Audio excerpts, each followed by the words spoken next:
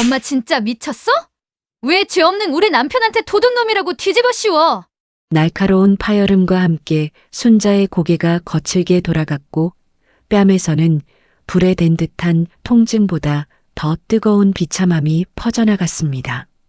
미영은 바들바들 떠는 엄마를 부축하기는커녕 노망난 게 확실하다며 당장 상속세를 아끼게 건물명이나 내놓으라고 악을 써댔습니다.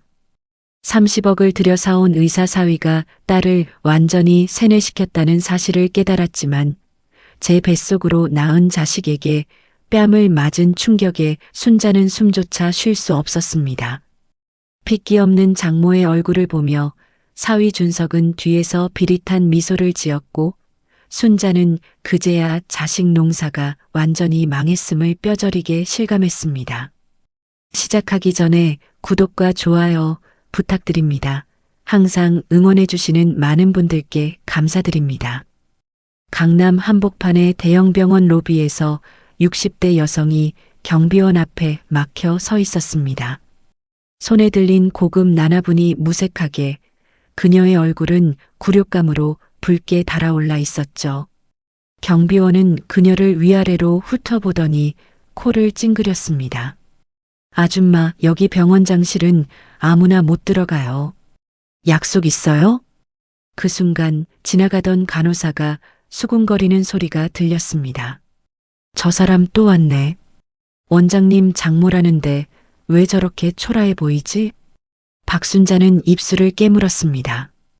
66의 나이에도 그녀는 여전히 남대문 시장에서 새벽 5시부터 일하는 습관을 버리지 못했고 그래서 몸에는 늘 시장 특유의 냄새가 배어 있었죠. 하지만 그녀의 통장에는 300억이라는 어마어마한 숫자가 찍혀 있었습니다. 맨손으로 일군 자산이었어요.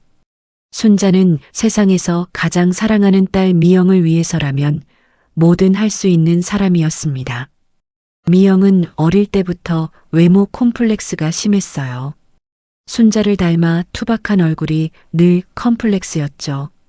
그래서 순자는 딸이 35살이 되도록 결혼을 못하자 거금 30억을 들여 의사 사위를 들였습니다. 정확히는 30억으로 병원을 차려주고 그 병원의 원장 자리까지 만들어준 것이죠. 사위 이준석은 겉보기엔 완벽했습니다. 서울대 의대를 나온 수재에 키는 180cm, 얼굴도 준수했어요. 무엇보다 미영을 사랑한다고 늘 말했습니다. 적어도 순자가 보기엔 그랬어요. 어머님이 오실 줄 알았으면 제가 마중 나갔어야 했는데 뒤에서 들려온 목소리에 순자가 돌아봤습니다. 사위 준석이 하얀 가운을 입고 서 있었어요. 그의 얼굴엔 영업용 미소가 가득했습니다. 아니야, 괜찮아. 그냥 개업 축하하려고 화분 하나 가져온 거야. 준석은 화분을 받아들며 눈살을 살짝 찌푸렸습니다. 순자는 그 미묘한 표정 변화를 놓치지 않았어요. 감사합니다, 어머님. 근데 이런 비싼 건 안 가져오셔도 되는데요. 준석의 말투엔 묘한 거리감이 있었습니다. 마치 진짜 가족이 아닌 남처럼 대하는 느낌이었죠. 미영이는 어디 있니? 아, 미영이는 위에서 쉬고 있어요. 요즘 좀 피곤해 하더라고요. 준석은 순자를 병원 구석의 작은 휴게실로 안내했습니다. VIP 라운지가 따로 있었지만 그곳으론 데려가지 않았어요. 어머님, 저 잠깐 급한 수술이 있어서요. 여기서 좀 기다려주세요. 준석이 나간 후 순자는 차가운 플라스틱 의자에 앉아 기다렸습니다. 30분이 지나고 1시간이 지났지만 아무도 오지 않았어요. 목이 말라 물이라도 마시려고 복도로 나왔을 때 화장실 앞을 지나게 되었습니다. 그때 안에서 들려오는 목소리에 순자의 발걸음이 멈췄어요. 야, 너희 장모는 어떠냐? 묻지 마. 시장에서 배추 팔던 노인네가 무슨 품위가 있겠어? 돈만 아니면 상종도 안 해. 준석의 목소리였습니다. 순자는 숨이 턱 막혔어요. 그래도 300억 자산가라며? 부럽다, 임마. 뭐가 부러워? 그 돈 다 빼먹고 나면 저 늙은이는 요양원 보낼 거야. 미영이도 마찬가지고. 살 좀 빼라고 했더니 듣지도 않아. 보기 싫어 죽겠어. 동료 의사들의 웃음소리가 화장실을 가득 채웠습니다. 순자는 입을 틀어막고 그 자리에 주저앉았어요. 다리에 힘이 풀려 일어설 수가 없었습니다. 30억이라는 돈을 들여 사온 사위가 자신을 그저 돈줄로만 보고 있었다는 사실이 가슴을 찢어 놓았어요. 더 끔찍한 건 딸 미영까지 버릴 계획이라는 것이었습니다. 순자는 떨리는 손으로 벽을 짚고 일어났습니다. 화장실 문이 열리기 전에 자리를 피해야 했어요. 비틀거리며 휴게실로 돌아온 순자는 가방을 집어들고 병원을 나왔습니다. 택시를 타고 집으로 가는 내내 순자의 머릿속은 복잡했어요. 딸에게 이 사실을 말해야 할까요? 하지만 미영이 믿을까요? 사위를 맹목적으로 사랑하는 딸이 엄마 말을 믿을 리 없었습니다. 집에 도착하자마자 핸드폰이 울렸어요. 준석이었습니다. 어머님, 어디 가신 거예요? 제가 수술 끝나고 찾아뵈려고 했는데. 거짓말이었습니다. 순자는 그걸 알면서도 대답했어요. 아, 미안. 급한 일이 생겨서 먼저 왔어. 다음엔 꼭 같이 식사해요, 어머님. 미영이도 어머님 보고 싶어 해요. 전화를 끊고 나서 순자는 쓴웃음을 지었습니다. 보고 싶어 한다면서 왜 딸은 전화 한 통 하지 않는 걸까요? 그날 저녁 미영이 집으로 찾아왔습니다. 그런데 얼굴이 평소와 달랐어요. 눈가가 붓고 얼굴이 수척해 보였습니다. 엄마, 나 준석 씨한테서 이상한 얘기 들었어. 순자의 가슴이 철렁했습니다. 무슨 얘기? 엄마가 병원에 와서 소란 피우고 갔다고. 간호사들한테 돈 자랑하고 다녔다고 그러던데? 순자는 할 말을 잃었어요. 준석이 벌써 선수를 친 것이었습니다. 그런 적 없어. 그냥 화분 하나 갖다 주고 온 거야. 엄마, 제발 준석 씨 병원에 오지 마. 창피해. 다른 의사 부인들은 다 세련되고 우아한데 엄마는 왜 그래? 미영의 말 한마디 한마디가 순자의 가슴에 못을 박았습니다. 미영아, 엄마가 그렇게 창피하니? 창피하지. 엄마 때문에 내가 무시당하는 거 몰라? 준석 씨도 참고 있는 거야. 순자는 딸의 얼굴을 가만히 들여다봤습니다. 사랑하는 딸이 어느새 낯선 사람이 되어 있었어요. 알았어. 앞으로 안 갈게. 미영이 나간 후 순자는 거실에 홀로 앉아 있었습니다. 66년 인생에서 처음으로 느끼는 배신감이었어요. 그래도 아직은 포기하고 싶지 않았습니다. 딸을 구해야 했으니까요. 순자는 서랍에서 낡은 수첩을 꺼냈습니다. 거기엔 30년 전부터 적어놓은 이름들이 빼곡했어요. 그 중에서도 가장 위에 적힌 이름을 손가락으로 짚었습니다. 김태수, 현직 검찰총장. 30년 전 순자가 공짜 국밥을 먹이며 뒷바라지했던 가난한 고시생이었죠. 지금은 대한민국 검찰의 수장이 된 사람이었습니다. 순자는 수첩을 다시 넣었어요. 아직은 때가 아니었습니다. 하지만 머지않아 이 카드를 쓸 날이 올 것 같았어요. 다음 날 아침 준석에게서 전화가 왔습니다. 어머님, 내일 병원에서 중요한 기념식이 있어요. 꼭 오셔야 해요. 나는 안 가도 되지 않을까? 안 돼요. 가족 사진도 찍어야 하고 어머님이 주인공이셔야죠. 준석의 목소리엔 묘한 기대감이 있었습니다. 순자는 불안한 예감이 들었어요. 그 계획을 아무도 몰랐습니다. 순자마저도. 내일 아침 병원 대강당에서 모든 것이 밝혀질 예정이었습니다. 병원 대강당에서 울려 퍼진 박수 소리 속에서 순자의 뺨이 화끈거렸습니다. 방금 전 수백 명이 보는 앞에서 딸 미영의 손바닥이 자신의 얼굴을 강타했던 그 순간이 아직도 생생했어요. 준석이 계획한 덫에 완벽하게 걸려든 것이었습니다. 1시간 전으로 돌아가 봅시다. 순자가 병원 대강당에 도착했을 때 이미 많은 사람들이 모여 있었습니다. 의료진, 직원들, 그리고 지역 유지들까지. 준석이 말한 가족사진 촬영은 없었어요. 대신 거대한 현수막이 걸려 있었죠. 이준석 원장님 취임 1주년 기념식이라고 적혀 있었습니다. 순자는 불안한 마음으로 구석자리에 앉았어요. 그런데 사회자가 갑자기 그녀를 무대 위로 부르더군요. 오늘 특별한 분을 소개하겠습니다. 우리 병원의 든든한 후원자이신 박순자 여사님이십니다. 순자는 당황했지만 일단 무대에 올라갔습니다. 그때 준석이 마이크를 잡았어요. 그의 입가엔 음흉한 미소가 번졌습니다. 제 장모님이신데요.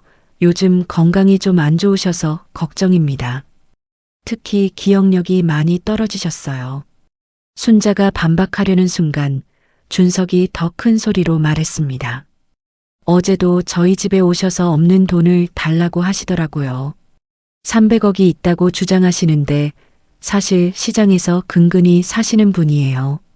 청중들 사이에서 수군거리는 소리가 들렸어요. 순자는 얼굴이 빨갛게 달아올랐습니다. 그게 무슨 소리야? 내가 언제? 바로 그때였습니다. 미영이 무대로 뛰어 올라왔어요. 그녀의 얼굴은 분노로 일그러져 있었죠. 엄마, 그만해. 여기서 또 망신 주려고.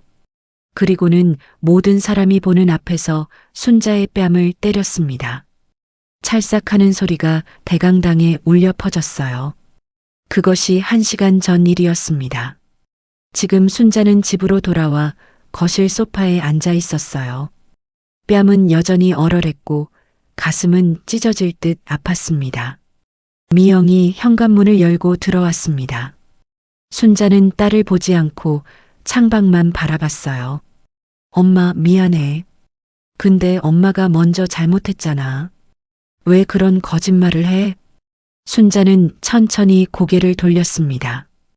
딸의 눈에는 눈물이 고여 있었어요. 하지만 그건 후회의 눈물이 아니었습니다. 오히려 원망의 눈물이었죠. 미영아, 엄마가 거짓말쟁이로 보이니? 그럼 뭐야? 준석 씨가 거짓말한다는 거야? 의사가 내 남편이 왜 거짓말을 해? 미영의 목소리는 점점 커졌습니다. 그녀는 이미 준석의 말을 완전히 믿고 있었어요. 아니, 믿고 싶어 했죠. 순자는 한숨을 쉬며 일어났습니다. 그리고 침실로 들어가 금고를 열었어요. 통장 여러 개를 꺼내 거실로 가져왔습니다. 이걸 봐라. 엄마 통장이야. 미영은 통장을 펼쳐봤습니다. 그리고 깜짝 놀랐어요. 정말로 300억이 넘는 돈이 있었으니까요. 하지만 미영의 반응은 예상외였습니다. 이거 준석 씨 모르게 숨겨둔 거야? 우리 가족인데 왜 비밀로 해? 순자는 할 말을 잃었어요. 딸은 이미 준석 편이었습니다. 그 돈은 내가 나중에 혼자 되면 쓰라고 남겨둔 거야. 안전장치라고. 혼자 되다니. 엄마는 내 결혼이 깨지길 바라는 거야? 미영이 소리를 질렀습니다. 그녀의 얼굴은 불그락푸르락 변했어요. 준석 씨가 맞아. 엄마는 치매야. 돈에 집착하고 의심하고 가족도 못 믿고. 순자는 딸의 모습을 가만히 바라봤습니다. 예쁘지 않아도 사랑스러웠던 딸. 그 아이가 지금은 완전히 다른 사람이 되어 있었어요. 바로 그때 미영의 핸드폰이 울렸습니다. 준석이었어요. 미영은 전화를 받으며 방으로 들어갔습니다. 하지만 목소리가 너무 커서 거실까지 다 들렸어요. 응, 여보. 엄마한테 통장 얘기했어. 근데 또 이상한 소리 해. 우리 이혼할까봐 숨겨뒀대. 순자는 귀를 기울였습니다. 전화기 너머로 준석의 목소리가 희미하게 들렸어요. 그러니까 말이야. 빨리 명예 이전하자. 세금 아끼려면 지금이 적기야.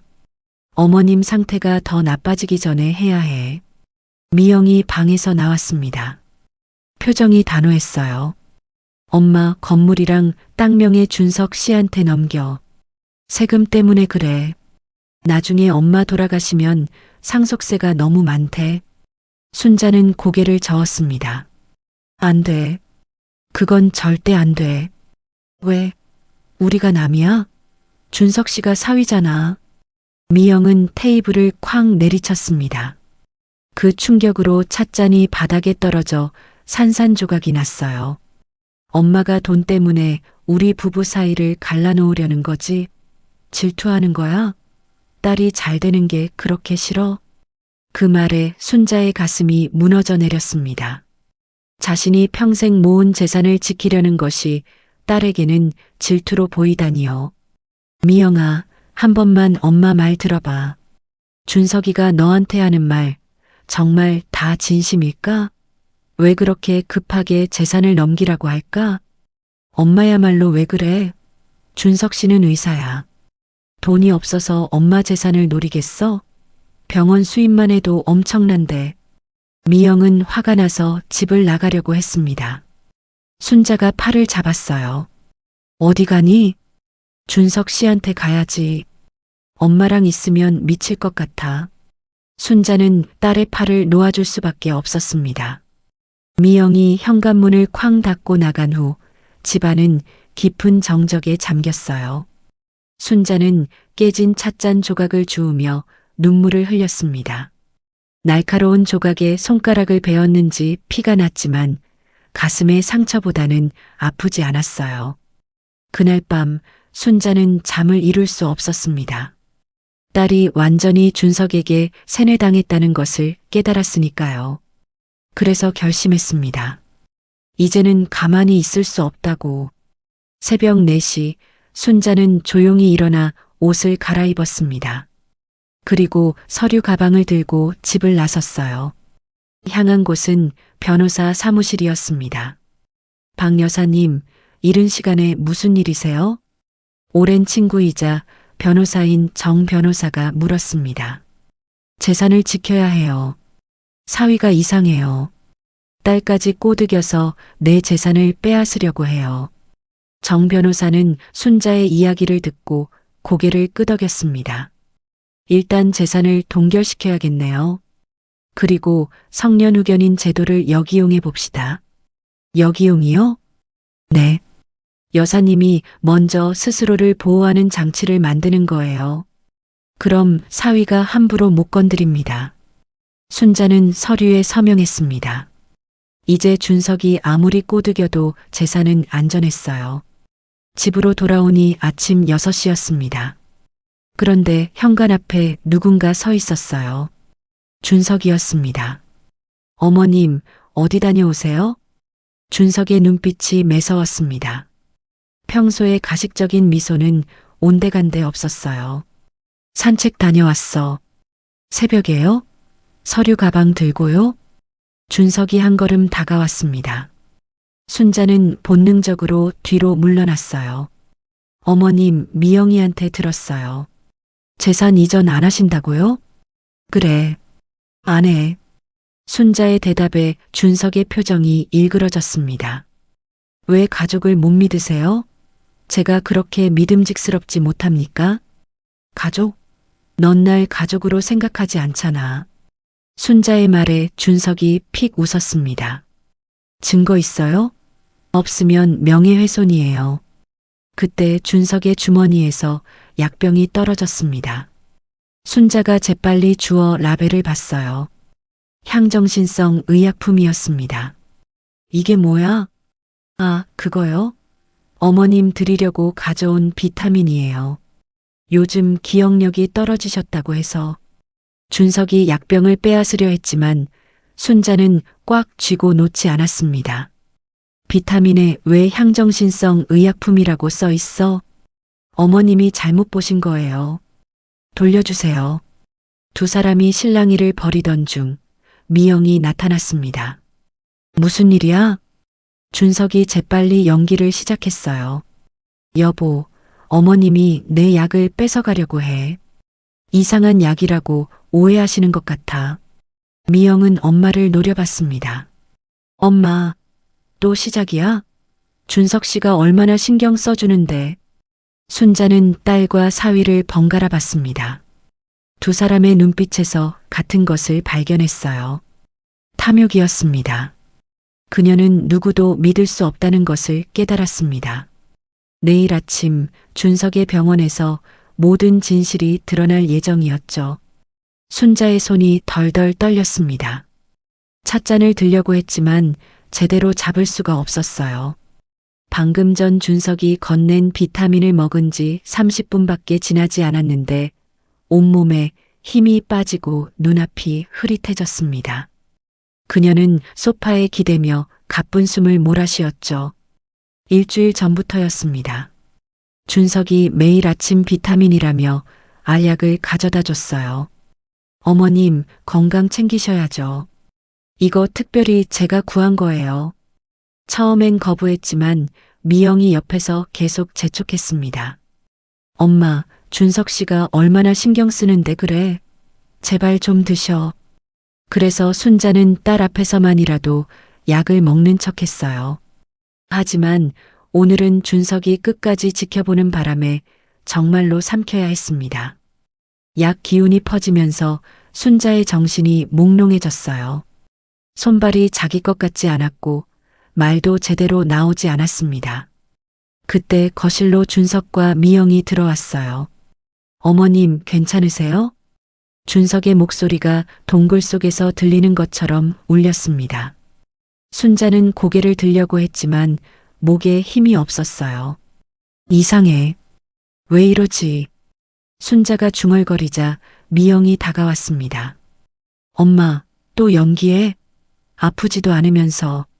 아니야. 정말로. 약이. 순자는 준석이 준 약병을 가리키려 했지만 팔이 마음대로 움직이지 않았어요. 그 모습을 본 준석이 미영에게 속삭였습니다. 여보, 어머님 상태가 심각해. 빨리 병원에 모셔야겠어. 병원? 왜? 치매 초기 증상이야. 환각도 보시는 것 같고. 준석의 말에 미영이 놀란 표정을 지었습니다.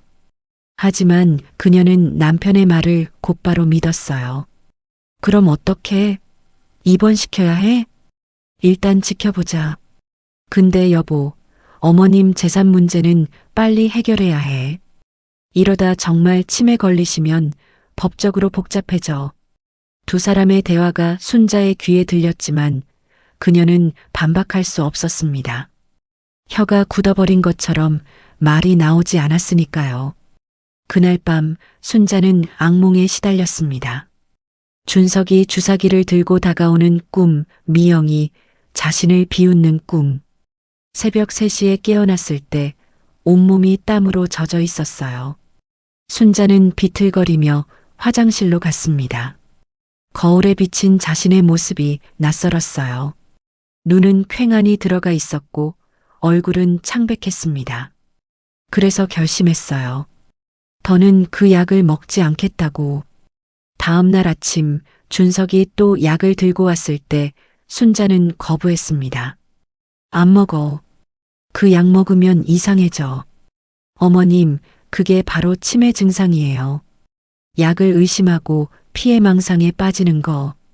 준석은 태연하게 거짓말을 했습니다. 옆에 있던 미영도 거들었어요. 엄마, 제발 좀 드셔. 우리가 해치려고 하는 것도 아니잖아. 순자는 딸의 눈을 똑바로 봤습니다. 한때는 그 눈에서 사랑을 받지만 이제는 차가운 계산만 보였어요. 미영아, 넌 정말 엄마가 아프길 바라니? 무슨 소리야? 당연히 건강하길 바라지. 그럼 왜 이상한 약을? 순자가 말을 끝내기도 전에 미영이 소리쳤습니다. 이상한 약이 아니라고. 준석 씨는 의사야. 의사가 환자한테 나쁜 약을 주겠어? 그때 준석이 미영을 진정시켰습니다. 여보, 괜찮아. 어머님이 불안해하시는 것도 이해해. 그러면서 준석은 순자에게 다가왔어요. 그의 눈빛이 갑자기 차가워졌습니다. 어머님 협조하지 않으시면 강제로라도 치료받게 해야 해요. 법적으로 가능하거든요. 위협이었습니다. 순자는 두려웠지만 굴복하지 않았어요. 너희가 뭘 꾸미는지 다 알아. 내 재산 노리는 거지? 그 순간 준석의 핸드폰이 울렸습니다. 그는 전화를 받으며 방을 나갔어요. 하지만 목소리가 복도까지 들렸습니다. 응, 나야. 걱정 마. 늙은이 곧 무너질 거야. 약 좀 더 세게 써도 될 것 같아. 순자의 심장이 쿵 떨어졌습니다. 준석이 누군가와 자신을 해치려는 계획을 세우고 있었던 거예요. 그녀는 떨리는 손으로 핸드폰을 꺼내 녹음 버튼을 눌렀습니다. 준석의 목소리가 계속 들렸어요. 미영, 그 멍청한 년은 내 말이면 뭐든 믿어. 곧 이혼할 거야. 장모 재산 챙기고 나면 말이야. 순자는 숨을 죽였습니다. 드디어 증거를 잡은 것이었어요. 하지만 그때 미영이 다가왔습니다. 엄마, 뭐해? 순자는 급히 핸드폰을 숨겼어요. 아무것도. 미영이 의심스러운 눈으로 엄마를 봤습니다. 그리고 갑자기 순자의 손목을 잡았어요. 핸드폰 줘봐. 왜? 엄마가 이상한 짓 하는 것 같아서. 미영이 억지로 핸드폰을 빼앗으려 했습니다. 순자는 필사적으로 막았어요. 두 사람이 실랑이를 벌이는 사이 준석이 돌아왔습니다. 무슨 일이야? 어머님이 뭔가 숨기고 계셔. 준석이 순자에게 다가왔습니다. 그의 얼굴에 비릿한 미소가 번졌어요. 어머님, 숨길 게 있으신가요? 순자는 두 사람을 번갈아 봤습니다. 딸과 사위가 마치 한 팀이 되어 자신을 공격하는 것 같았어요. 너희가 나를 어떻게 하려는지 다 들었어. 순자가 소리쳤습니다. 하지만 준석은 태연했어요. 또 환청이세요? 정말 심각하네. 그때 순자가 녹음 파일을 재생하려 했습니다. 하지만 미영이 순간적으로 엄마의 손에서 핸드폰을 빼앗아 바닥에 던졌어요. 핸드폰은 산산조각이 났습니다.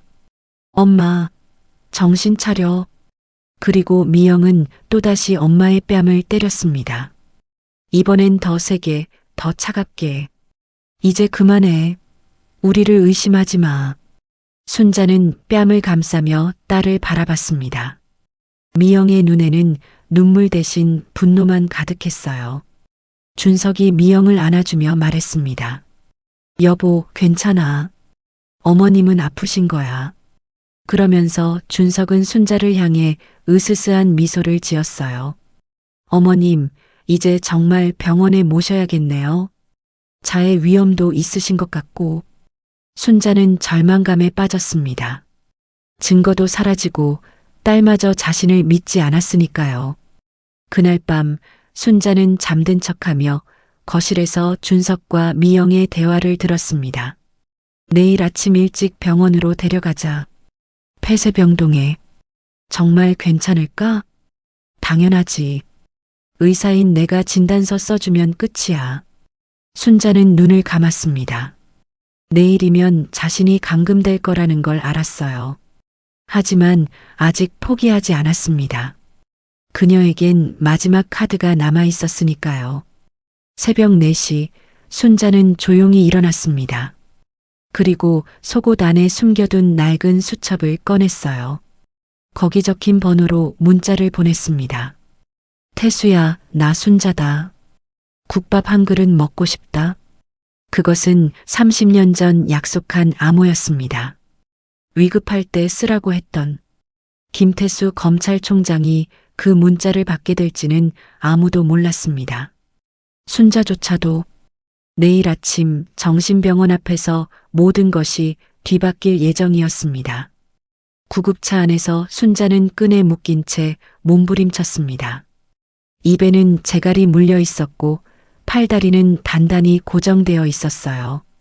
옆에 앉은 준석이 차가운 눈빛으로 내려다보고 있었습니다. 이것은 일반 구급차가 아니었어요. 준석이 돈을 주고 부른 사설 이송 차량이었죠. 3시간 전으로 돌아가 봅시다. 새벽 6시 준석과 미영이 순자의 방문을 두드렸습니다. 어머님, 일어나세요. 병원 가야 해요. 순자는 이미 깨어 있었지만 자는 척했어요. 어젯밤 태수에게 보낸 문자 답장이 아직 오지 않았으니까요. 문이 벌컥 열렸습니다. 준석이 열쇠를 들고 있었어요. 언제 복사한 건지 모르겠지만 그는 남의 집 주인처럼 들어왔습니다. 어머님, 일어나세요. 준석이 순자의 어깨를 흔들었습니다. 순자는 마지못해 눈을 떴어요. 왜 이래? 아침부터 병원에 가셔야 해요. 검진 예약 잡아놨어요. 거짓말이었습니다. 순자는 그걸 알았지만 저항할 수 없었어요. 미영이 옆에서 팔짱을 끼고 서 있었으니까요. 안 가. 나는 아프지 않아. 그때 준석이 주머니에서 서류를 꺼냈습니다. 어머님, 이걸 보세요. 정신과 전문의 소견서예요. 어머님이 치매와 피해망상 증세가 있다고 되어 있어요. 순자는 깜짝 놀랐습니다. 자신은 정신과에 간 적도 없었는데 어떻게 진단서가 나올 수 있을까요? 이게 뭐야? 조작한 거지? 조작이라니요. 제가 의사 면허를 걸고 작성한 거예요. 준석이 뻔뻔하게 웃었습니다. 그는 자신이 의사라는 지위를 악용하고 있었어요. 미영이 엄마 팔을 잡았습니다. 엄마, 제발 순순히 따라와. 다 엄마를 위한 거야. 순자는 딸의 손을 뿌리치려 했지만 그때 현관문이 열렸습니다. 건장한 남자 2명이 들어왔어요. 사설 구급대원들이었습니다. 이분이세요? 준석이 고개를 끄덕였습니다. 네, 맞습니다. 폭력성이 있으니까 조심하세요. 순자는 믿을 수 없는 상황에 목소리가 떨렸습니다. 폭력성이라니? 내가 언제 폭력을 썼어? 하지만 구급대원들은 순자의 말을 듣지 않았어요. 그들은 순자의 양팔을 잡고 일으켜 세웠습니다. 나 안 아파. 미영아, 엄마 좀 도와줘. 순자가 딸을 향해 손을 뻗었지만 미영은 고개를 돌렸습니다. 그녀의 눈에 눈물이 고였지만 그것은 후회가 아니라 짜증의 눈물이었어요. 엄마가 말 좀 들었으면 이런 일 없었을 텐데. 그 말에 순자의 가슴이 찢어졌습니다. 자신이 낳고 키운 딸이 이렇게 매정할 수 있다니요. 구급대원들이 순자를 들것에 눕혔습니다. 그리고 손발을 묶었어요. 순자가 계속 소리를 지르자 입에 수건까지 물렸습니다. 이웃집 할머니가 소리를 듣고 나왔어요. 무슨 일이에요? 준석이 대답했습니다. 어머님이 치매가 심해지셔서 병원에 모시는 중이에요. 이웃 할머니는 안타까운 표정을 지었습니다. 아이고, 그렇게 똑똑하시던 분이. 순자는 눈으로 살려달라고 신호를 보냈지만 아무도 알아채지 못했어요. 구급차가 달리는 내내 준석은 핸드폰으로 통화를 했습니다. 네, 원장님. 지금 데려가고 있습니다. 독방 준비해 주세요. 순자는 귀를 쫑긋 세웠어요. 독방이라니 자신을 완전히 격리시킬 작정이었습니다. 보호자 동의서요? 딸이 이미 서명했습니다. 재산관리 위임장도 준비됐고요. 순자의 눈이 휘둥그레졌습니다. 재산관리 위임장이라니 그런 건 서명한 적이 없었어요. 분명 위조한 것이었습니다. 2시간 후 구급차는 경기도 외곽의 한 건물 앞에 멈췄습니다. 행복한 요양병원이라는 간판이 걸려 있었지만 건물은 음침하고 낡았어요.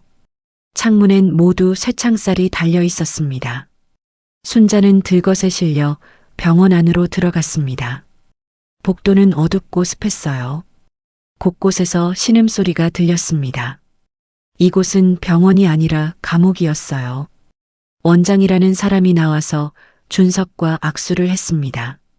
이 원장님 잘 부탁드려요. 걱정 마세요. 우리가 전문가입니다. 두 사람이 주고받는 눈빛에서 순자는 모든 것이 짜고 치는 고스톱임을 알았어요. 순자는 지하 1층의 독방으로 옮겨졌습니다. 방은 3평 남짓한 크기의 침대 하나와 변기만 있었어요. 창문도 없었습니다. 간호사들이 순자를 침대에 눕히고 또다시 끈으로 묶었어요. 제발, 나는 정상이에요. 여기서 내보내줘요. 순자가 애원했지만 간호사들은 차가운 표정으로 나가버렸습니다. 잠시 후 준석이 방으로 들어왔어요. 그의 얼굴엔 승리의 미소가 가득했습니다.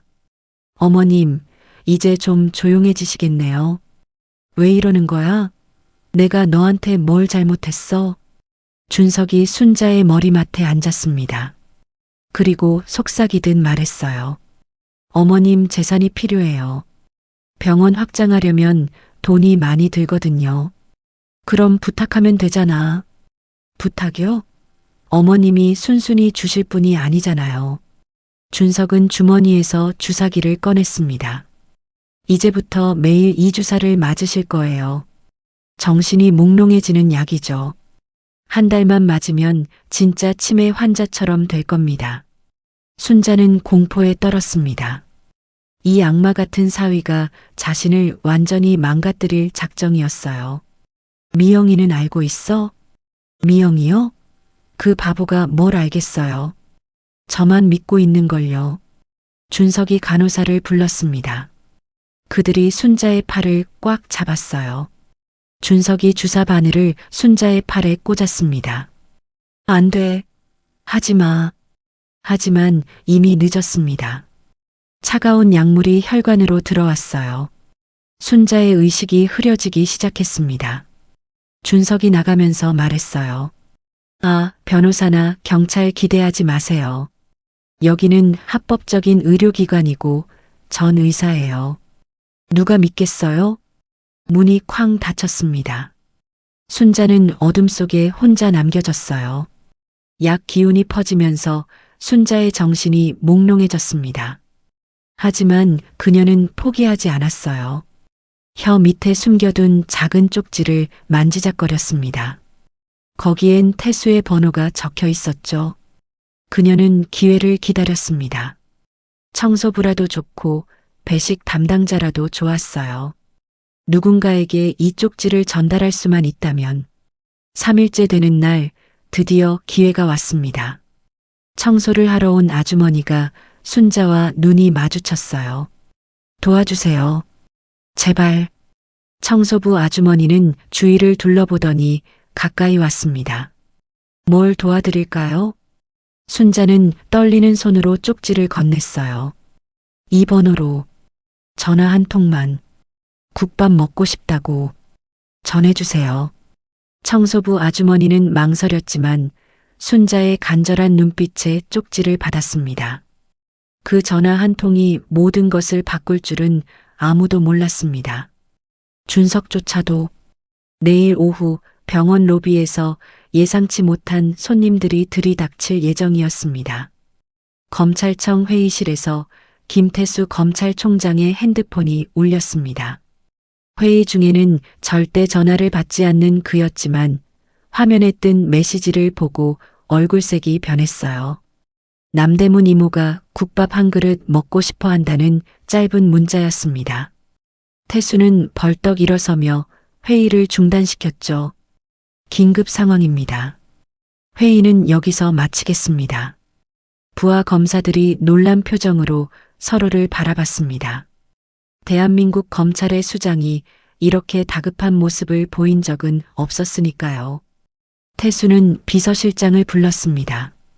당장 특수부 검사 5명과 수사관 10명을 대기시켜 그리고 경기도 외곽 요양병원들 리스트 뽑아와. 무슨 일이신지 여쭤봐도 될까요? 내 은인이 위험에 처했어. 30년 전 나를 살려준 분이야. 태수의 머릿속에 옛 기억이 스쳐갔습니다. 30년 전 25살의 태수는 고시원 쪽방에서 사법고시를 준비하던 가난한 청년이었어요. 부모님이 일찍 돌아가시고 혼자 공부하던 그는 끼니조차 제대로 해결하지 못했습니다. 하루에 라면 한 개로 버티는 날이 대부분이었죠. 그런 태수를 발견한 사람이 바로 순자였습니다. 남대문 시장에서 순대국밥집을 운영하던 순자는 말쑥한 청년이 쓰레기통을 뒤지는 모습을 목격했어요. 학생, 이리 와봐. 순자가 불렀을 때 태수는 부끄러워서 도망가려 했습니다. 하지만 순자는 그의 팔을 붙잡았어요. 창피한 거 아니야. 배고픈 게 죄는 아니잖아. 그날부터 순자는 매일 태수에게 따뜻한 국밥을 먹였습니다. 돈을 받지 않았어요. 대신 한 가지 약속을 했죠. 너 나중에 출세하면 내가 정말 억울한 일 당했을 때 도와줘. 그때 내가 국밥 먹고 싶다고 연락하면 알아듣고. 태수는 그 약속을 평생 잊지 않았습니다. 검사가 되고 부장검사가 되고 검찰총장이 되어서도 순자의 은혜를 기억했어요. 현재로 돌아와서 태수는 부하들에게 지시를 내렸습니다. 박순자 여사 66세, 남대문 시장 출신. 이분을 찾아야 해. 최근에 요양병원에 강제 입원됐을 가능성이 높아. 수사관들이 컴퓨터로 검색을 시작했습니다. 30분 만에 결과가 나왔어요. 찾았습니다. 경기도 파주시 행복한 요양병원에 일주일 전 입원 기록이 있습니다.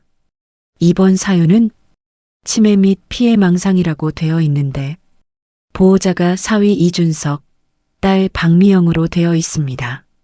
태수의 눈빛이 날카로워졌습니다. 순자가 멀쩡한 정신으로 국밥 암호를 보냈다면 이건 분명 조작된 입원이었어요. 이준석이 누구야? 강남에서 병원 운영하는 의사입니다. 최근 건물 여러 채를 매입했는데 자금 출처가 불분명합니다. 태수는 직감적으로 알았습니다. 사위가 장모의 재산을 노리고 있다는 것을. 당장 출동한다. 영장은 내가 직접 신청할 테니 판사한테 연결해. 1시간 후 검은색 승용차 여러 대가 요양병원 앞에 도착했습니다. 태수가 먼저 내렸고 뒤따라 검사들과 수사관들이 우르르 내렸어요. 병원 원장이 당황해서 뛰어나왔습니다. 무슨 일이십니까? 태수가 신분증을 보여줬어요. 검찰총장 김태수입니다. 박순자 여사를 면회하러 왔습니다. 원장의 얼굴이 하얗게 질렸습니다. 대한민국 검찰총장이 직접 찾아올 일이 뭐가 있을까 싶었죠. 그분은 중증 치매 환자라서 면회가 어렵습니다. 어렵다고요? 제가 직접 확인하겠습니다. 태수는 원장을 밀치고 병원 안으로 들어갔습니다. 수사관들이 길을 열었어요. 지하 독방으로 내려가는 계단은 어둡고 축축했습니다. 태수의 분노가 끓어올랐어요. 자신의 은인이 이런 곳에 갇혀 있다니. 독방 문을 열자 침대에 묶여있는 순자의 모습이 보였습니다. 얼굴은 초췌했고 팔에는 주사 자국이 가득했어요. 이모님. 태수가 달려가 순자의 손을 잡았습니다. 순자는 흐릿한 눈으로 태수를 바라봤어요. 태수야, 정말 왔구나. 늦어서 죄송합니다. 이제 제가 왔으니 걱정 마세요. 태수는 부하에게 소리쳤습니다. 당장 구급차 불러 서울대병원으로 이송한다. 그때 준석이 헐레벌떡 뛰어왔습니다. 미영도 함께였어요. 뭐 하는 겁니까? 우리 장모님인데 왜 마음대로. 준석의 말이 끝나기도 전에 태수가 그의 멱살을 잡았습니다. 마음대로라고? 내가 불법 감금한 거 다 알고 있어. 무슨 증거로 그런 말을. 태수가 수사관에게 눈짓했습니다. 수사관이 서류를 꺼냈어요. 이준석 씨, 의사 면허 없는 간호조무사가 향정신성 약물을 투약한 기록이 여기 있습니다. 그리고 박순자 여사의 재산을 무단으로 처분하려 한 정황도 포착됐습니다. 준석의 얼굴이 파랗게 질렸습니다. 그건 오해예요. 장모님이 동의하셨어요. 동의요? 약물에 취해 정신을 잃은 사람이 어떻게 동의합니까? 미영이 앞으로 나섰어요. 당신들 누구예요? 왜 우리 엄마를? 태수가 미영을 차갑게 바라봤습니다. 따님이시죠? 어머니가 이 지경이 되도록 방치하셨습니까? 방치가 아니라 치료받게 한 거예요. 엄마는 정말 치매. 치매요? 제가 30년 동안 알아온 분입니다. 일주일 전까지만 해도 멀쩡하셨던 분이 갑자기 치매라고요? 미영은 할 말을 잃었습니다. 그제야 뭔가 이상하다는 걸 느꼈어요. 순자가 힘겹게 입을 열었습니다. 태수야, 준석이가 내 재산 다 빼앗으려고. 미영이도 속였어. 태수는 순자의 손을 꽉 잡았어요. 알고 있습니다. 이제 안전합니다. 그리고 준석을 향해 돌아봤죠. 이준석, 현행범으로 체포한다. 죄명은 특수감금, 의료법 위반, 재산 횡령 미수. 수사관들이 준석에게 수갑을 채웠습니다. 준석은 발버둥 쳤어요. 이건 억울해. 난 장모를 위해서. 법정에서 변명하시죠. 미영이 울면서 준석에게 매달렸습니다. 여보, 이게 무슨 일이야? 준석은 미영을 밀쳐냈어요. 저리 비켜. 다 너희 엄마 때문이야. 그 순간 미영은 깨달았습니다. 준석의 진짜 얼굴을, 그동안 자신이 얼마나 속았는지를. 태수는 순자를 휠체어에 태웠습니다. 그리고 병원을 나가며 말했어요. 이모님, 이제 안심하세요. 제가 끝까지 책임지겠습니다. 순자는 눈물을 흘렸습니다. 30년 전 베푼 작은 친절이 이렇게 큰 보답으로 돌아올 줄은 몰랐어요. 병원 밖에는 이미 기자들이 몰려 있었습니다. 검찰총장이 직접 나선 사건이라 언론의 관심이 집중됐죠. 내일 아침 준석의 병원 앞에서 더 큰 진실이 밝혀질 예정이었습니다. 준석이 숨겨온 또 다른 범죄들이. 준석의 병원 로비가 화려한 조명으로 빛나고 있었습니다. 올해의 의료인상 시상식이 한창이었어요. 수백 명의 하객들이 박수를 보내는 가운데 준석이 무대 위로 올라갔습니다. 하지만 병원 밖에는 이미 검은색 세단 10대가 에워싸고 있었죠. 그는 아직 자신에게 닥칠 운명을 모르고 있었습니다. 1시간 전으로 돌아가 봅시다. 준석은 거울 앞에서 넥타이를 매고 있었습니다. 오늘은 그가 올해의 의료인상을 받는 날이었어요. 의사협회에서 주는 명예로운 상이었죠. 물론 그 상도 돈으로 산 것이었지만요. 여보, 준비됐어? 미영이 드레스를 입고 들어왔습니다. 일주일 전 엄마를 요양병원에 보낸 후로 그녀는 많이 수척해졌어요. 죄책감 때문이었을까요? 아니면 불안감 때문이었을까요? 아직 어머님 소식 없어? 미영이 조심스럽게 물었습니다. 준석의 표정이 굳었어요. 왜 갑자기 그 얘기를 해? 오늘은 내 중요한 날이잖아. 그냥 엄마가 걱정돼서. 걱정할 거 없어. 잘 치료받고 계실 거야. 준석은 미영의 어깨를 두드렸습니다. 하지만 그의 눈빛은 차가웠어요.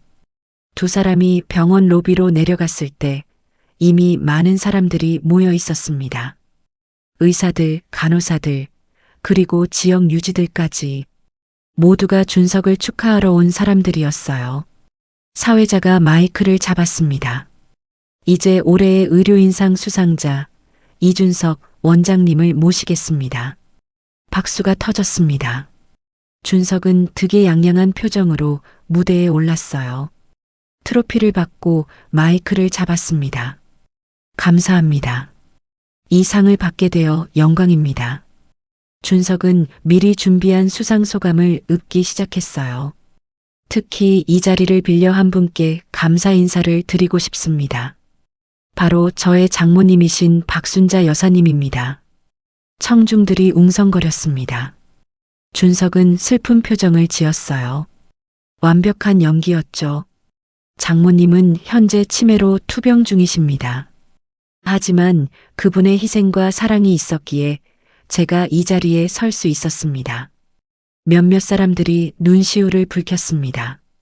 준석의 거짓말에 속아 넘어간 것이었어요. 바로 그때였습니다. 병원 정문이 벌컥 열렸습니다. 검은 정장을 입은 남자들이 줄지어 들어왔어요.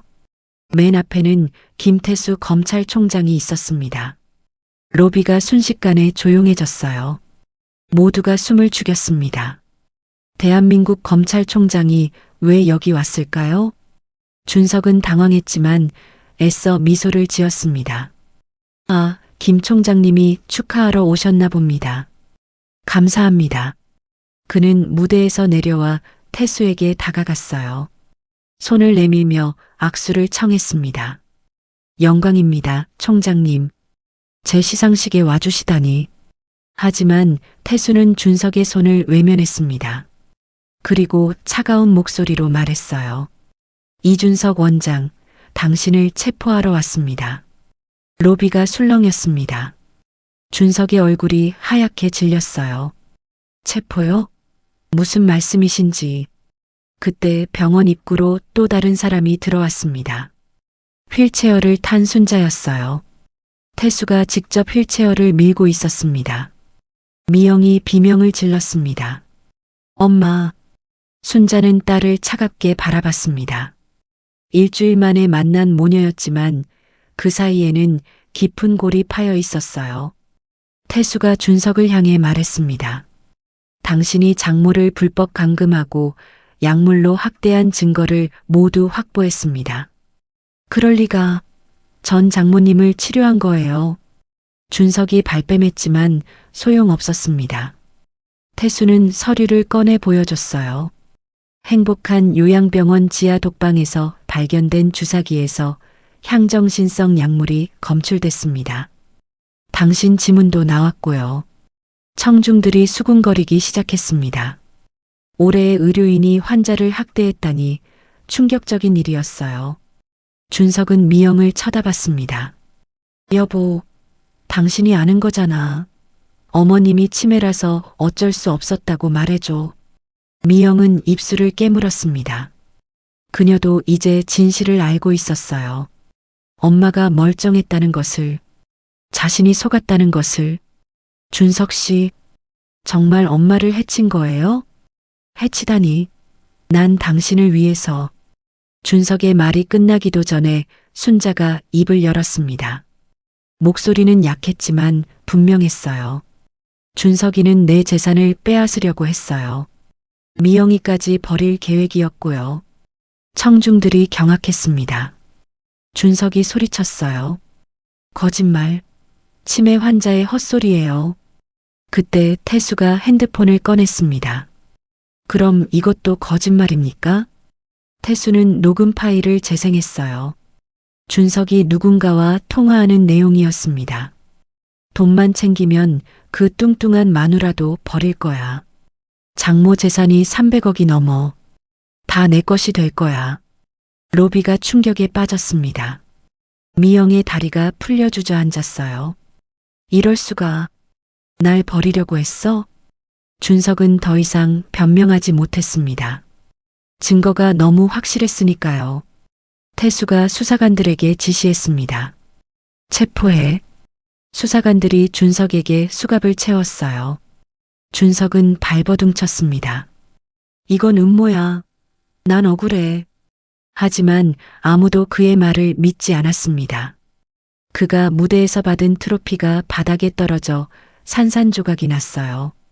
마치 그의 인생처럼. 순자가 휠체어에서 일어섰습니다. 아직 다리에 힘이 없어서 태수가 부축했어요. 준석아. 순자가 준석을 불렀습니다. 준석이 고개를 들었어요. 내가 너한테 얼마나 잘해줬는지 알지?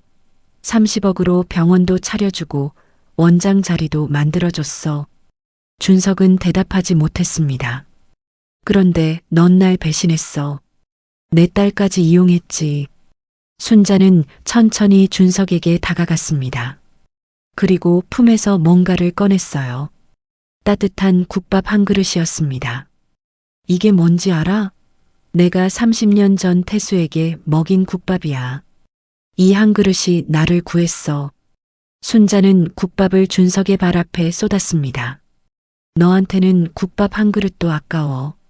국물이 준석의 구두를 적셨습니다. 그는 비참한 표정으로 고개를 숙였어요. 태수가 준석을 끌고 가며 말했습니다. 이준석, 당신에게는 최소 20년의 징역형이 구형될 겁니다. 의사 면허도 박탈되고요. 준석이 끌려가는 모습을 보며 청중들이 수군거렸습니다. 방금 전까지 박수를 받던 사람이 범죄자가 되어 끌려가고 있었으니까요. 미영이 엄마에게 다가왔습니다. 무릎을 꿇고 울며 말했어요. 엄마, 미안해. 정말 미안해. 순자는 딸을 내려다봤습니다.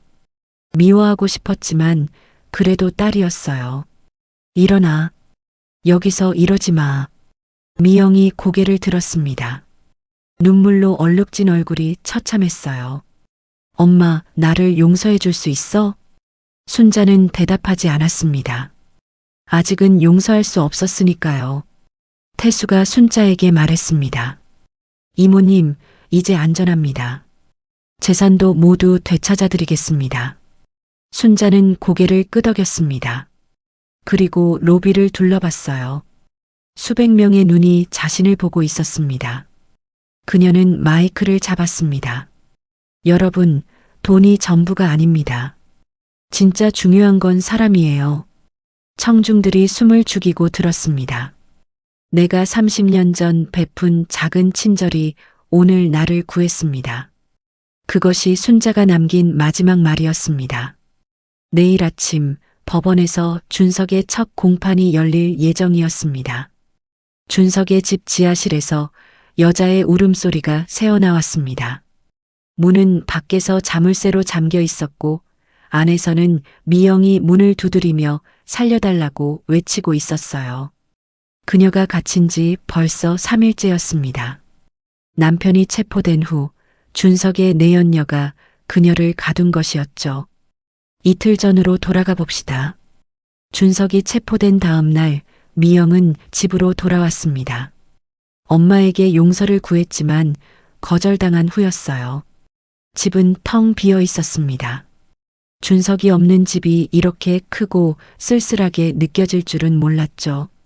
그때 현관문이 열렸습니다. 여자 한 명이 들어왔어요. 병원 수간호사 최은지였습니다. 미영은 그녀를 잘 알고 있었어요. 남편의 오른팔이었으니까요. 은지 씨, 이 시간에 무슨 일이에요? 은지는 차가운 미소를 지었습니다. 이제 이 집은 제 거예요. 무슨 소리예요? 은지는 서류를 꺼내 보였어요. 집 명의가 이미 그녀 이름으로 바뀌어 있었습니다. 준석 오빠가 체포되기 전에 다 정리해뒀어요. 당신 몰래요. 미영은 충격을 받았습니다. 남편이 집까지 빼돌렸다니요. 그럴 리 없어. 이건 사기야. 사기요? 당신이 얼마나 멍청한지 몰라요? 준석 오빠는 처음부터 당신을 이용했을 뿐이에요. 은지의 말 한마디 한마디가 미영의 가슴을 찔렀습니다. 당신 엄마 재산이 목적이었죠.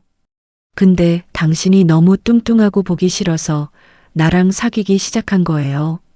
미영의 다리에 힘이 풀렸습니다.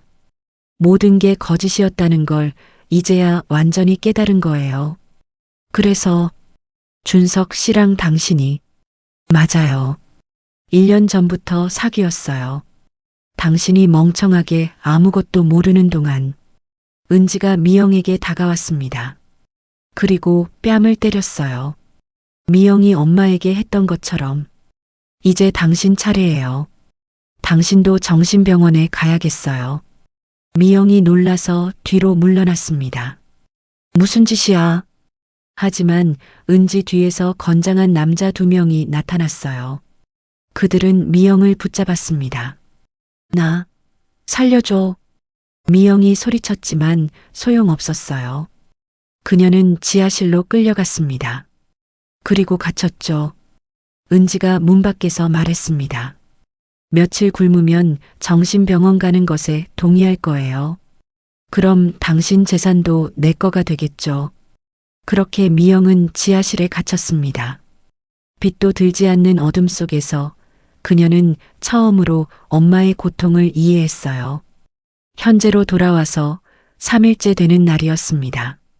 태수와 순자가 준석의 집 앞에 도착했어요. 태수는 준석을 신문하던 중 이상한 점을 발견했습니다. 준석이 내연녀 얘기를 하면서 실수로 미영을 해칠 계획을 말한 것이었죠. 이모님, 미영이가 위험할 수 있습니다. 순자는 가슴이 철렁했습니다. 아무리 미워도 딸은 딸이었으니까요. 빨리 가자. 경찰들이 현관문을 부수고 들어갔습니다. 집안은 어수선했어요. 은지가 이미 도망친 후였습니다. 지하실을 수색해. 태수의 지시에 경찰들이 지하실로 내려갔어요. 철제 문을 부수자 안에서 미영이 쓰러져 있는 게 보였습니다. 미영아. 순자가 달려가 딸을 안았어요. 미영은 의식이 희미했습니다. 3일 동안 물 한 모금 못 마셨으니까요. 엄마, 엄마. 미영이 힘겹게 눈을 떴습니다. 엄마의 얼굴을 보자 눈물이 쏟아졌어요. 미안해. 정말 미안해.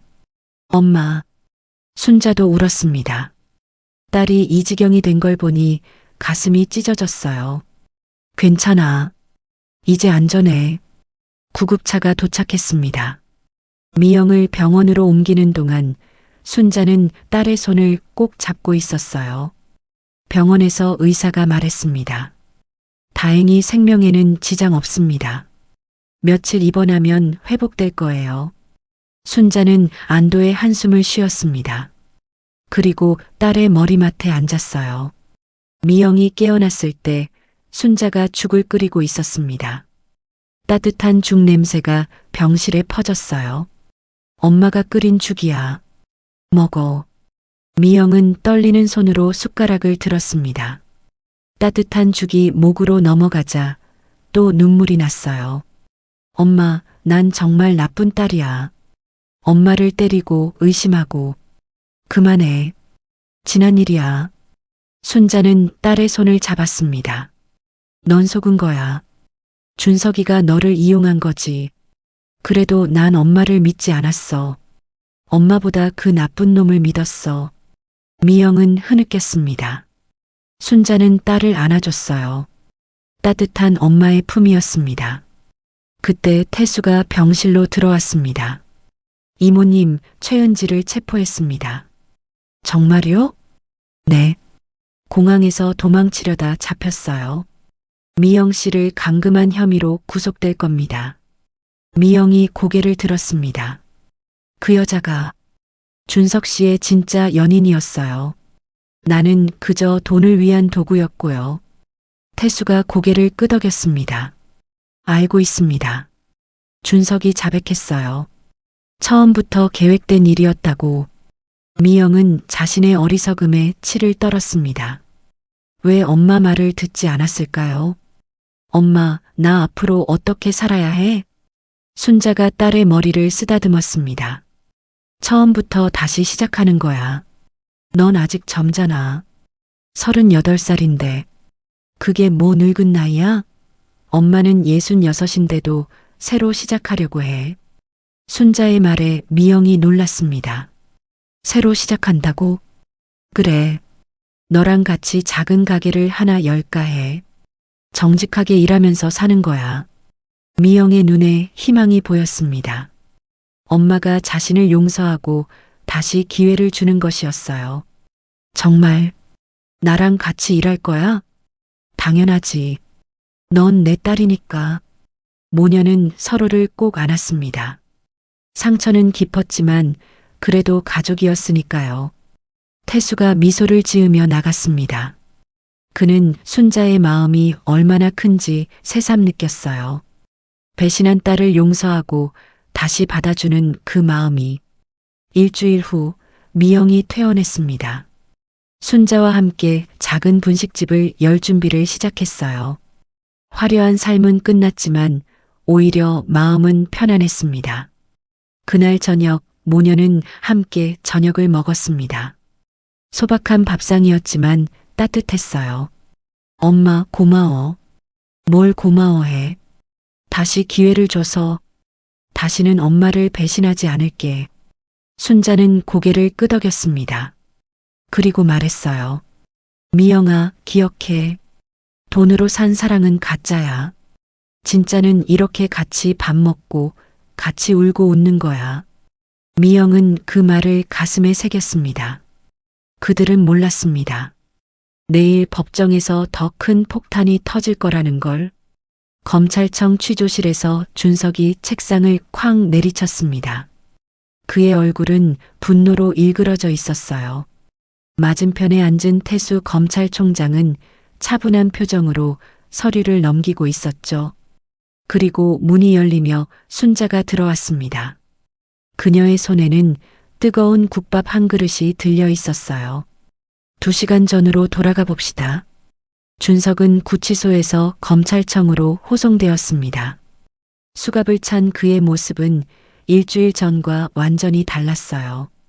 명품 정장 대신 수의를 입고 윤기 나던 머리는 부스스했습니다. 취조실에 들어서자 태수가 기다리고 있었어요. 검찰총장이 직접 취조하는 건 이례적인 일이었습니다. 이준석 씨 앉으세요. 준석은 의자에 털썩 앉았습니다. 그리고 고개를 들어 태수를 노려봤어요. 이게 다 음모예요. 난 아무 잘못 없어요. 태수가 서류를 펼쳤습니다. 준석의 범죄 증거들이 빼곡히 적혀 있었어요. 음모라고요? 그럼 이것도 음모입니까? 태수는 사진을 보여줬습니다.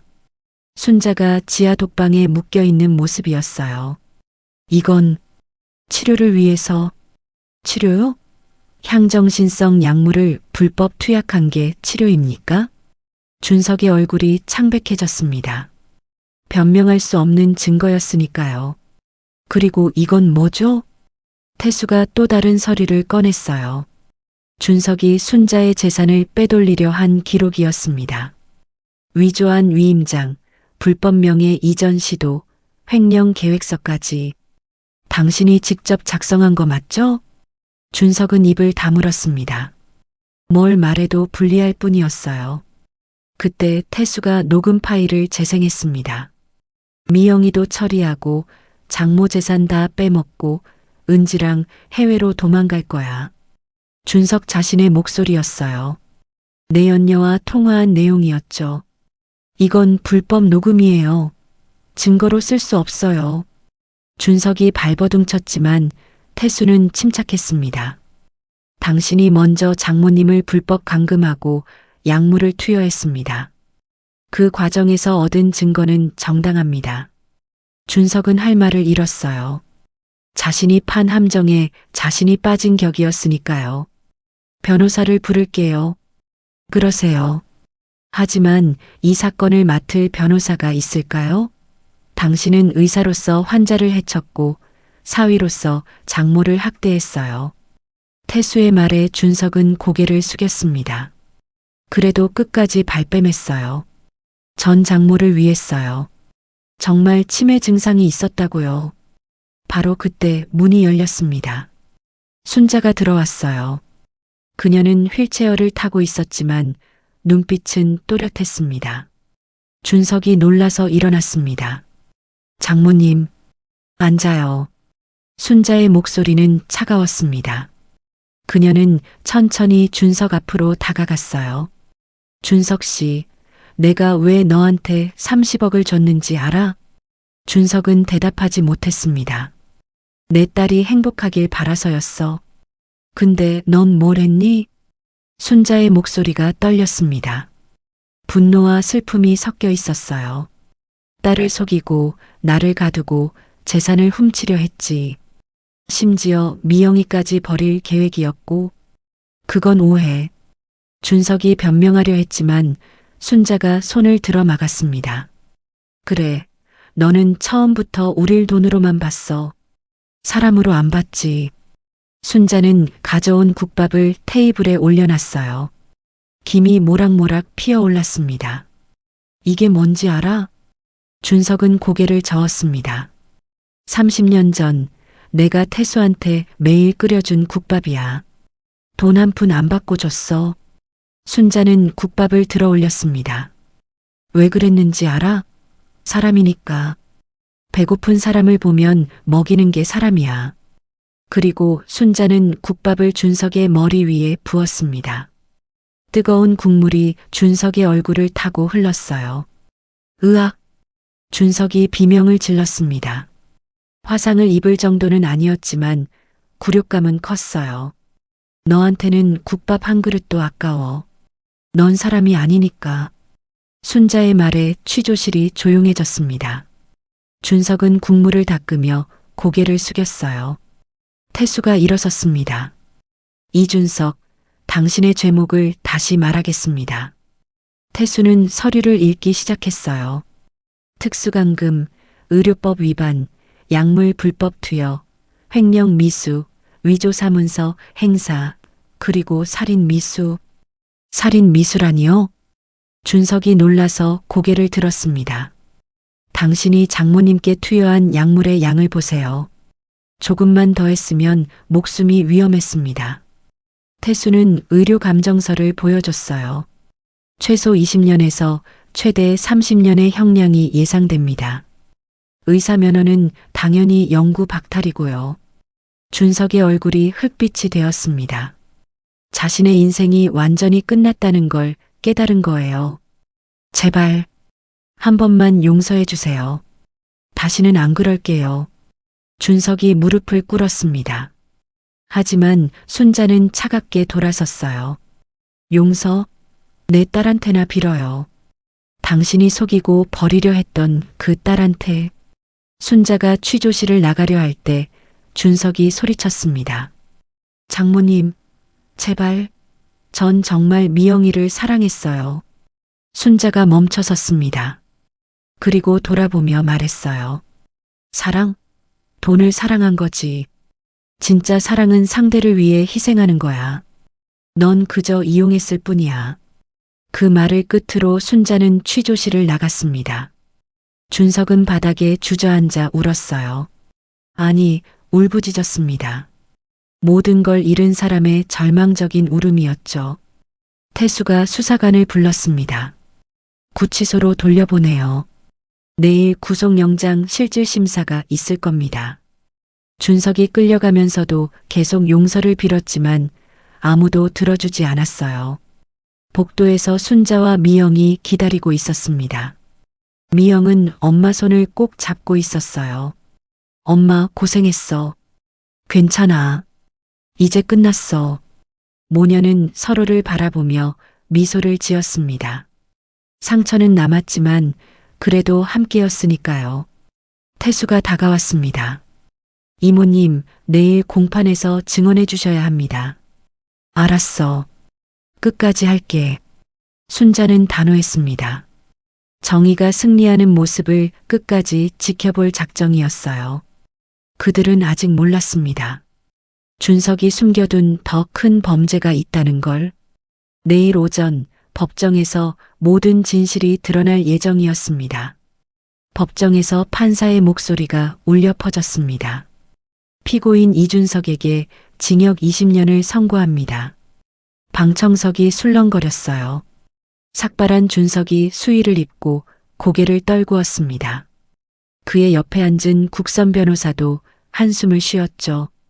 아무도 그를 변호하려 하지 않아 국선 변호사가 배정된 것이었습니다. 재판은 오전 9시에 시작되었습니다. 법정은 이미 사람들로 가득했어요.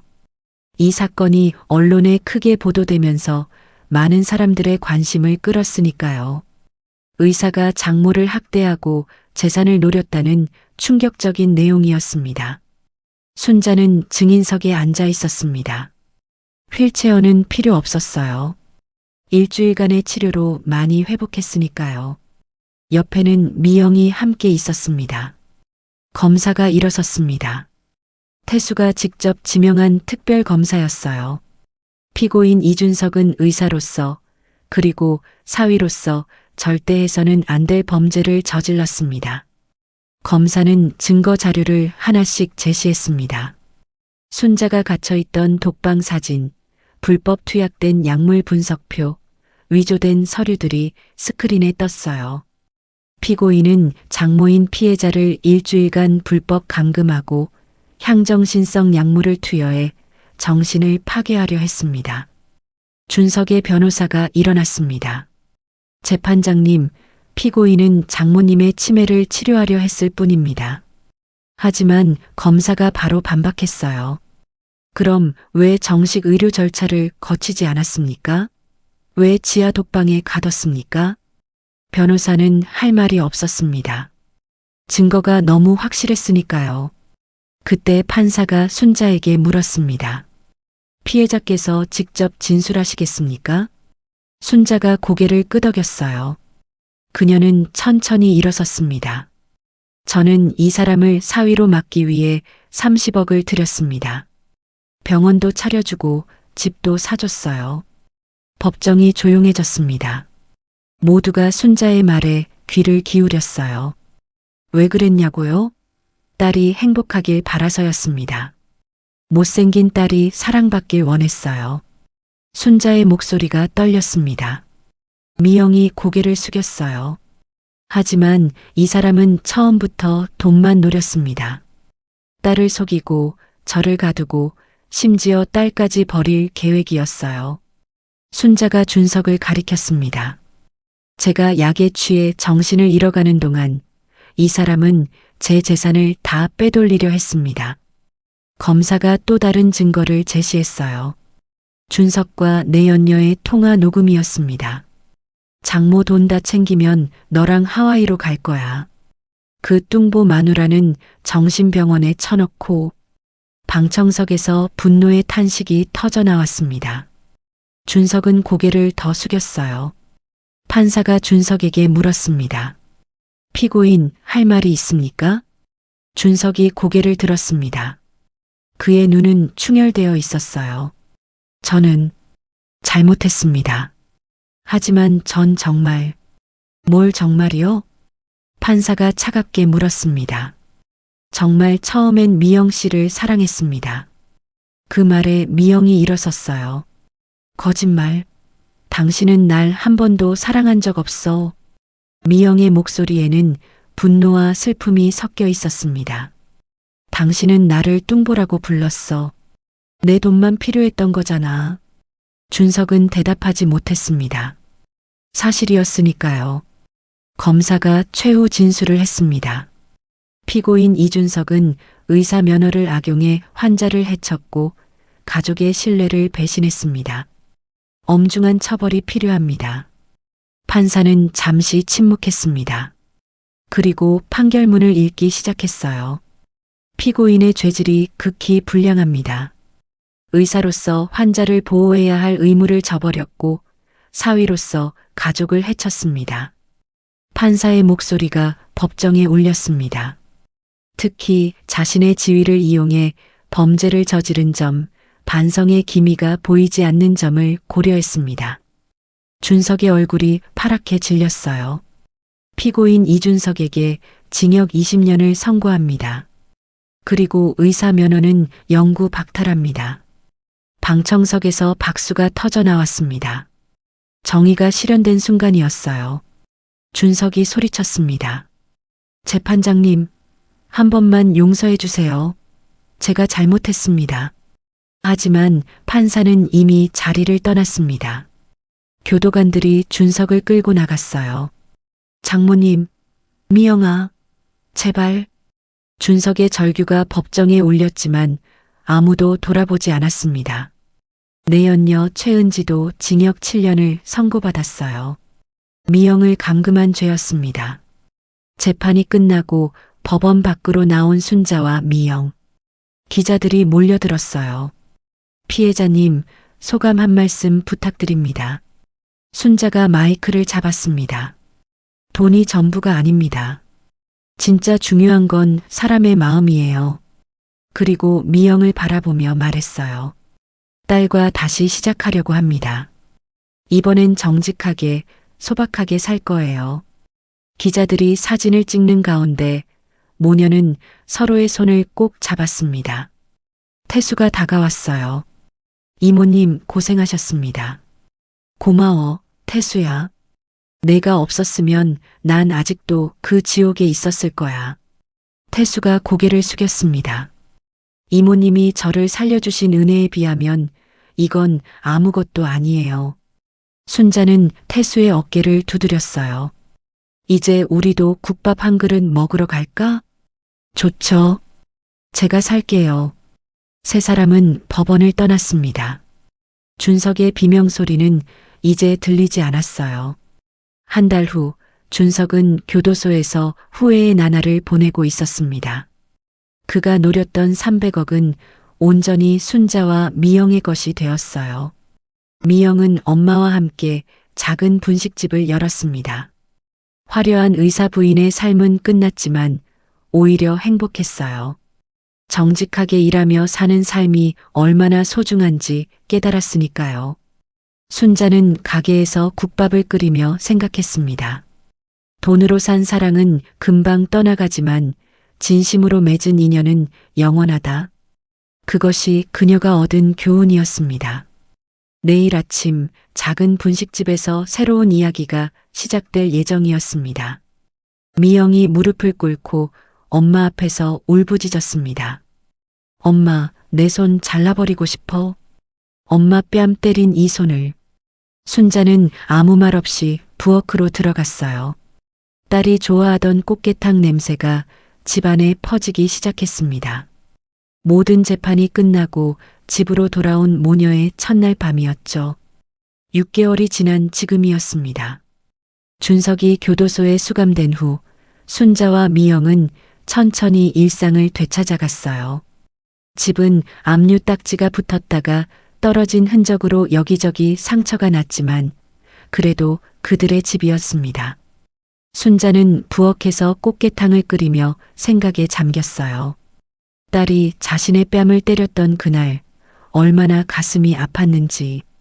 하지만 이제는 그 상처도 아물고 있었습니다. 왜냐하면 딸이 진심으로 뉘우치고 있었으니까요. 엄마, 정말 미안해. 미영이 또 사과했습니다. 하루에도 수십 번씩 하는 말이었어요. 순자는 끓인 꽃게탕을 식탁에 올려놓았습니다. 김이 모락모락 피어올랐어요. 그만 울고 밥 먹어. 다 식겠다. 미영은 떨리는 손으로 숟가락을 들었습니다. 뜨거운 국물이 목으로 넘어가자 엄마의 사랑이 느껴졌어요. 그 따뜻함에 또 눈물이 났습니다. 엄마, 난 정말 나쁜 딸이었어. 순자가 딸의 손을 잡았습니다. 지나간 일이야. 이제부터 잘하면 돼. 어떻게 잘해? 난 엄마한테 너무 큰 죄를 지었는데. 순자는 잠시 생각했습니다. 그리고 말했어요. 나랑 같이 일하자. 작은 가게 하나 열어서 정직하게 살아보는 거야. 미영의 눈이 커졌습니다. 엄마랑 같이 일한다고? 그래. 남대문 시장에 작은 분식집 하나 열까 해. 내가 도와주면 좋겠어. 미영은 믿을 수 없다는 표정이었어요. 엄마가 자신을 용서하고 다시 기회를 주다니. 정말 나 같은 딸이랑 같이 일하고 싶어? 넌 내 딸이니까. 아무리 잘못해도 딸은 딸이야. 그 말에 미영은 펑펑 울었습니다. 엄마의 사랑이 이렇게 크다는 걸 이제야 알았으니까요. 다음 날부터 모녀는 가게를 준비하기 시작했습니다. 남대문 시장 한 구석에 작은 점포를 얻었어요. 10평 남짓한 작은 공간이었지만 그들에겐 충분했습니다. 순자가 국밥 끓이는 법을 미영에게 가르쳤어요. 국물은 이렇게 우려내야 깊은 맛이 나. 미영은 열심히 배웠습니다. 처음엔 서툴렀지만 점점 실력이 늘었어요. 엄마, 이거 맛 좀 봐줘. 미영이 자신이 끓인 국밥을 엄마에게 내밀었습니다. 순자가 한 숟가락 떠먹고 고개를 끄덕였어요. 이제 제법이네. 손님들 내놔도 되겠어. 미영은 뿌듯했습니다. 평생 처음으로 자신의 손으로 뭔가를 만들어낸 기쁨이었어요. 가게 오픈 날 뜻밖의 손님이 찾아왔습니다. 김태수 검찰총장이었어요. 이모님, 개업 축하드립니다. 태수는 화환 하나를 들고 왔습니다. 순자가 반갑게 맞았어요. 어머, 태수야. 바쁜데 왔네? 당연히 와야죠. 이모님 가게 여시는데. 태수는 국밥 한 그릇을 주문했습니다. 그리고 맛있게 먹었어요. 역시 이모님 국밥이 최고예요. 30년 전 그 맛 그대로네요. 순자가 미소를 지었습니다. 그때 내가 그렇게 맛있게 먹어줘서 내가 얼마나 기뻤는지 알아? 저야말로 감사했죠. 이모님 아니었으면 전 굶어 죽었을 거예요. 두 사람은 서로를 바라보며 웃었습니다. 30년 전의 인연이 이렇게 이어지고 있었으니까요. 미영이 태수에게 인사했어요. 검찰총장님, 정말 감사합니다. 저희 엄마 구해주셔서. 아니에요. 당연한 일을 한 것뿐입니다. 태수는 겸손했지만 그의 도움이 없었다면 순자는 아직도 그 지옥에 있었을 거예요. 손님들이 하나둘 들어오기 시작했습니다. 동네 사람들이 소문을 듣고 온 것이었어요. 여기가 그 유명한 순자 씨 국밥집이에요? 맞아요. 어서 오세요. 미영이 밝게 손님을 맞았습니다. 예전에 거만했던 모습은 온데간데 없었어요. 가게는 금세 손님으로 가득 찼습니다. 순자의 국밥 맛이 입소문을 타고 퍼진 것이었죠. 저녁이 되어 가게를 정리하는데 미영이 엄마에게 물었어요. 엄마, 오늘 얼마나 벌었어? 순자가 돈을 세어봤습니다. 50만 원 정도? 와, 첫날 치고 많이 벌었네. 미영이 기뻐했습니다. 자신의 노동으로 번 돈이 이렇게 뿌듯할 줄은 몰랐어요. 이게 진짜 돈이야. 정직하게 일해서 번 돈. 순자의 말에 미영이 고개를 끄덕였습니다. 맞아. 준석 씨가 주던 돈보다 이게 훨씬 값져. 모녀는 피곤했지만 행복했습니다. 함께 일하고 함께 웃을 수 있다는 게 얼마나 소중한지 깨달았으니까요. 1년이 지났습니다. 순자네 국밥은 남대문 시장의 명물이 되었어요. 매일 줄을 서서 기다리는 손님들로 북적였습니다. 미영은 이제 능숙하게 국밥을 끓였습니다. 엄마 못지않은 실력이었어요. 엄마, 나 이제 제법 하지? 그럼. 넌 내 딸이니까. 순자는 딸을 자랑스럽게 바라봤습니다. 비록 늦었지만 딸이 제대로 된 사람이 되어가고 있었으니까요. 어느 날 태수가 또 가게를 찾아왔습니다. 이번엔 혼자가 아니었어요. 젊은 검사 여러 명을 데리고 왔습니다. 이모님, 후배들 데리고 왔어요. 이모님 국밥 먹여주려고요. 어머, 어서 와요. 순자는 반갑게 그들을 맞았습니다. 그리고 정성껏 국밥을 내왔어요. 젊은 검사들이 감탄했습니다. 와, 정말 맛있어요. 이런 국밥은 처음이에요. 태수가 그들에게 말했어요. 이모님은 내 은인이야. 30년 전 나를 살려주신 분이지. 그리고 옛날 이야기를 들려줬습니다. 가난한 고시생에게 매일 국밥을 먹여준 순자의 이야기를요. 검사들이 감동했습니다. 정말 대단하신 분이네요. 그런 인연이 있었군요. 순자가 쑥스럽게 웃었어요. 별거 아니야. 배고픈 사람 밥 먹인 것뿐인데. 하지만 그 작은 친절이 얼마나 큰 나비 효과를 일으켰는지 모두가 알고 있었습니다. 해가 저물고 가게를 정리하는 시간. 순자와 미영은 함께 앉아 하루를 마무리했어요. 엄마, 오늘도 수고했어. 너도 고생했어. 두 사람은 서로를 바라보며 미소 지었습니다. 순자가 창밖을 보며 말했어요. 돈으로 산 껍데기는 벗겨지기 마련이야. 진짜 백은 돈이 아니라 사람이더라. 미영이 고개를 끄덕였습니다. 맞아. 이제야 알겠어. 그들은 작지만 확실한 행복을 찾았습니다. 화려하진 않지만 정직한 삶을요. 가게 문에 걸린 작은 팻말이 저녁 바람에 흔들렸습니다. 부모의 재산은 자식의 능력이 아닙니다. 사랑한다면 홀로 서게 하세요. 그것이 순자가 깨달은 진리였습니다. 오늘도 사연 시청해 주셔서 감사합니다. 오늘 영상이 좋았다면 구독과 좋아요 부탁드립니다. 새로운 영상이 올라오면 빠르게 보실 수 있습니다.